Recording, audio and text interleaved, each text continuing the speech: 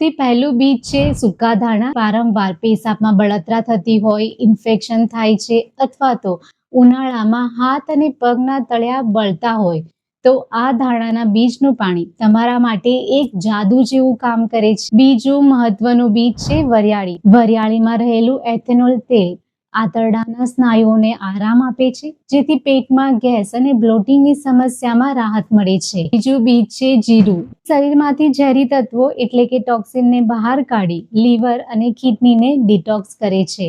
ઉનાળામાં થતા ડાયરિયા અને પેટના ઇન્ફેક્શન સામે રક્ષણ મેળવવા માટે જીરું એક અક્સર ઇલાજ છે. તમારે એક નાની ચમચી જીરું લેવાનું છે, એક નાની ચમચી વરિયાળી લેવાનું છે અને એક નાની ચમચી સૂકા આખા ધાણા લેવાના છે. આ ત્રણેયને પહેલા તો તમારે અધકચરા ખાંડણીમાં વાટી લેવાના છે. પછી રાત્રે સૂતા પહેલા એક ગ્લાસ પાણી લઈ લેવું. એની અંદર તમારે આ ત્રણેય વસ્તુને નાખી દેવાનું છે. સારી રીતે મિક્સ કરીને ઢાંકીને આખી રાત માટે તમારે મૂકી દેવાનું છે. સવારે તમારે આ પાણીને ગરમ નથી કરવાનું, એને ગાળીને તમારે એમ જ ઠંડુ પીવાનું છે.